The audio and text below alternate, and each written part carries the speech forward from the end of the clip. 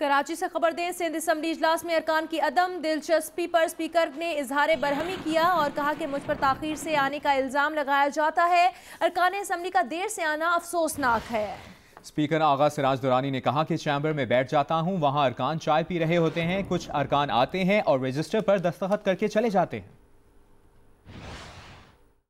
क्योंकि मैं 2-2 घंटे अपने चैम्बर में बैठा रहता हूं और इंतज़ार कर रहा होता हूं। सब लोग बाहर चाय आते भी हैं तो सब बाहर चाय पीते हैं या घूम रहे होते हैं या कचहरियां करते हैं। तो this is no way assembly. मतलब कभी कभी हम बुलाते हैं महीने में हफ्ता 10 दिन के लिए, तो kindly you leave other business. What is there other business? या तो आप स्टॉक एक्सचेंज चला रहे होंगे, या तो आपकी फैक्ट्रियां चल रही होंगी जिसकी वजह से आप यहाँ, या तो फिर आप इलेक्ट होके नहीं आए। कुछ लोग तो ऐसे भी हैं जो इलेक्ट हो गए, वो आते हैं रजिस्टर पे साइन करके चले जाते हैं। 5 साल से हमने उनकी शक्ल नहीं देखी है, शक्ल नहीं देखी उन लोगों की। वो आते हैं साइन करके चले जाते। 5 ईयर्स, पिछले 5 साल भी मैंने उनको नहीं देखा, अब भी मैंने नहीं देखा। तो किसी और को, अपने रिश्तेदार को दे दें, किसी गरीब वर्कर को दें जो 24 घंटे इधर आके बैठे और अपनी कॉन्स्टिट्यूंसी को रिप्रेजेंट करे। तो बड़े अफसोस की बात है। स्पीकर ने क्या कहा, यह आपने जाना। अरकान असेंबली की क्या राय थी, क्या मौक़िफ़ था, जान लेते हैं नुमाइंदा जियो न्यूज़ उमैमा मलिक से। उमैमा बताएगा क्या कुछ हुआ आज सिंध असेंबली में और अरकान का क्या मौक़िफ़ था, क्या राय थी इससे मुतालिक?